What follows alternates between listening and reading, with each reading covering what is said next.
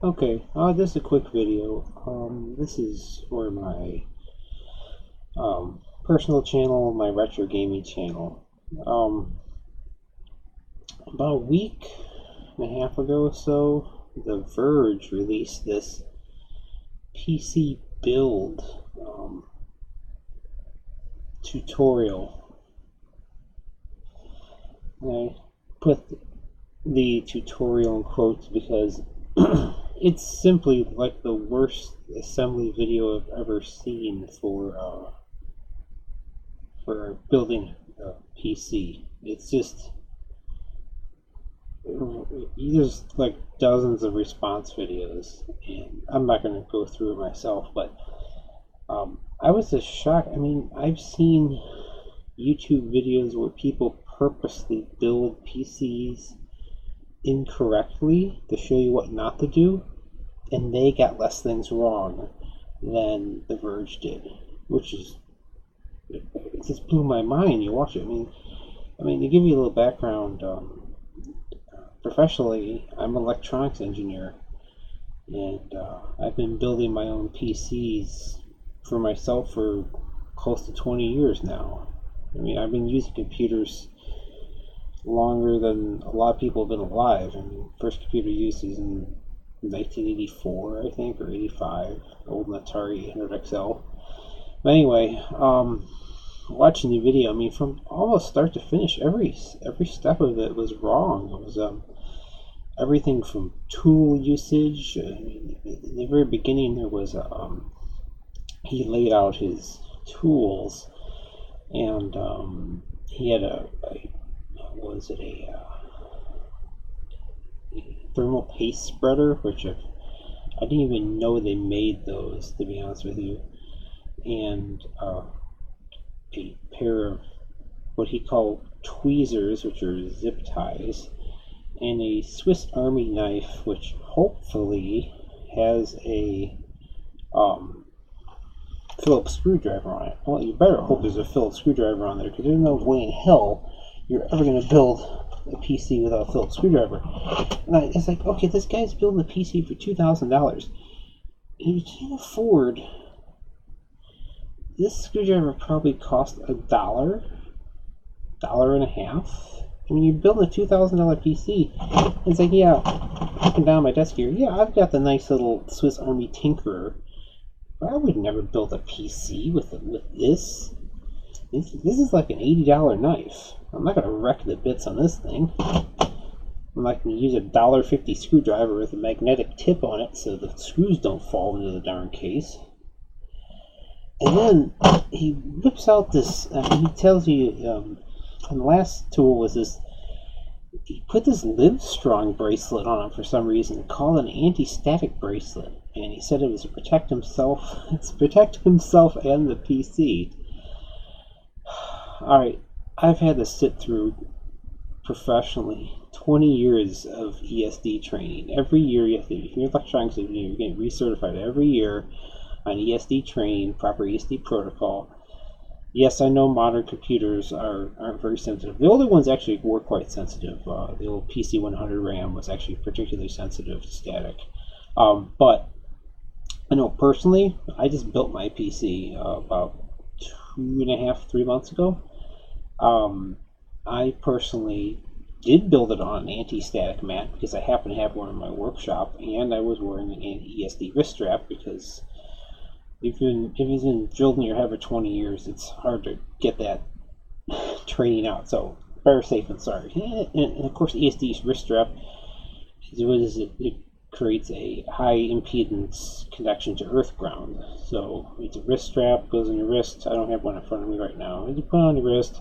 There's a resistor in there, so if you short something electrically, you won't burn yourself up. That's how ESD straps work. You just pulls the excess currents down the ground. And he made a statement. First thing you need is a table, and it's like, well, you don't need a table. I've built half my computer, so I'm like, probably more than that. Most of the PCs I've built have actually built on the floor, but a good hardwood floor is actually awesome for building a PC on. But yeah, I use anti-static, but it's like every step of it was wrong. And there was a little section there which was half decent and nicely edited, where it explains like different types of PCs. I mean, though the third type of PC explained is like a streaming PC, which I didn't quite get. I mean, it's like a Roku replacement or something. I don't know, but that was kind of good basics. But that's about it. But when you actually get in this tutorial, every part of it was wrong. The purpose of the isolators on the power supply, it's like they're for vibration if you have them. I've never actually had a PC case that had vibration pads on it. And saying, oh, every power supply is going to come with this bag of cables. Well, only if it's a modular power supply. I didn't happen to have a modular power supply in the middle. I just had one with a bunch of cables hanging out of it. Because it was like I didn't feel like paying extra money so I can have slightly less cables in my case. It's a personal choice. And then you have this case with this glorious cable management in the rear of the case. It's like I have like a quarter of the cable management area on there, and my case is totally clean. I mean, you can route. I mean, even though I have about half an inch, you can route everything behind the motherboard panel on any modern case. I have a full size ATX. I don't have a micro ATX. I went the full ATX motherboard, half tower case. It's a nice sized computer. I mean, it's neat looking. I mean, everything's neat inside. I mean, I've got little glowing lights on my motherboard and CPU cooler. I personally don't care about the colors. I just wanted something that worked. So, but yeah, it's just, and I think the most disturbing parts were like the applying the thermal paste and even describing how it works. I mean, he mixed two different thermal pastes. He glopped all over the top. I'm sure there's thermal paste oozing all over the motherboard right now, if it's still functional. You put in the DIMMs in wrong, the memory modules incorrectly. You're supposed to go every other. I mean, they color code the. If you ever look at a modern motherboard, I have an X370 for my my motherboard, Asus. It's like an Asus Prime X370 Pro or something like that. But that one, the clips on the end of the memory slots are actually colored, so to let you know, okay, the gray ones are for bank 1 and the black ones are bank 2. Or you can do what's called RTFM. It's read the fucking manual, and you know how to install your memory for that board correctly. And you just flip to the page, install in memory, and say, if you have this, put in these two slots. You have this, you have to put in those two slots, or put in all 4 slots. And it's like, you couldn't even put the memory in right. And then the part that really irritated me was the part they glossed over, which was the hardest part of PC building. If you've never built a PC, and if you have built a PC, you know what the hardest part is. Plugging in those goddamn little tiny cables from the front panel into the board. Because a lot of them, they're not really all that standardized, and you got to figure out the polarity of the LEDs and make sure everything plugs in correctly. That's actually the hardest part. If you ever build a PC, it's actually the most annoying part, is figuring out how to plug in all the front panel headers into the motherboard, into the headers on the motherboard. It's like, as an engineer, and it's like, I've built, I don't know, maybe a dozen PCs in my life, maybe more. I don't know. It's not like a big event in my life anymore. But I just happened to have built a new PC, because my old PC was like the AMD was like an A4 or something like that. Not a terribly powerful machine, only a dual core. And I decided, well, I want something that's going to last me a while, so I got myself a Ryzen 7 1700 with 16 gigs of RAM. Pretty fast. I think we got 3 gigahertz RAM. I can't remember. I think it was 3 gigahertz RAM. I know I didn't get the cheapest. I got the next one up from that. And a good Corsair memory and solid state hard drive. I haven't made a jump to M.2 in the drives. That might be next. Maybe it's a Christmas present to myself. But yeah, it's just sad. It was just, I mean, if you follow that advice, you either have a machine that won't boot, or you'll start damaging components, particularly if that ESD paste starts oozing down the board, I mean, that stuff can be pretty darn electrically conductive. Or you form a capacitor because you have two disparate materials, because one might be silver filled, one might be copper filled. It's just like, oh my goodness, why? I mean, it was like truly parody bad. I mean, I had to watch the video twice to convince myself it wasn't a parody. But they've taken the video down and they've made some sort of apology. But it's like, oh, it's just so bad. I mean, go watch some of the response videos yourself. It's just awful. And it just, every part of it's cringeworthy. I mean, yeah, you can put the motherboard in, then put the CPU in, then put the RAM in, and the part. It's like, just put all the stuff on there, everything you can first, then drop the board in. And I swear to God, everything he said it was a bracket, brace. He called the I/O shield a brace. And it's like, it's not a brace, it's an I/O shield. It's just a flimsy piece of aluminum, or actually probably tin-plated steel, at the back of your case. You don't need it. I mean, you can leave it out entirely. It just looks like shit.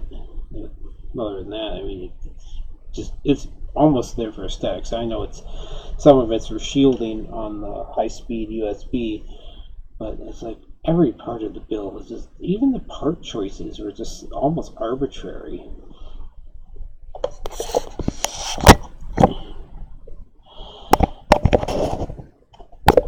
So, yeah, it was it was sad. I mean, and then the whole thought of, like, oh, you have to spend, I want to go all out. Well, all out is a $40,000 computer. It's not $2,000. But you don't need $2,000 to make a decent gaming machine. Personally, I don't care about gaming. I never play games on a computer anyway, or very rarely. So when I built a machine, I want something with horsepower. I want something that could encode 1080 video at 1,000 frames a second, which it does. My computer does that now, which was great, because before when I went to re-encode a video, it would take hours. I mean, it was like 4 times real time, which was terrible. Now it's doing it in seconds, so my old PC used to take a half an hour to do. So, all 10. It depends which kind of PC power you run. If you want this raw horsepower, get yourself like a Ryzen 7 or a Threadripper, and just I personally run Ubuntu on my machine. I just updated it to 1804. I run Ubuntu. I've run Linux since '98. So actually, this computer, I've had a computer with Windows installed on it since 1999. Yeah, it's the last time I actually had Windows on a machine at home. At work I have it because they pay me, but at home, yeah, I haven't. Yeah, Windows 98 Second Edition was the last Windows OS I actually used at home. So, made the jump a long time ago. Anyway, if you do have a Linux-based operating system, it's got a multi-thread like crazy, because it's the symmetrical multiprocessing it works fantastic under any kind of Linux-based system.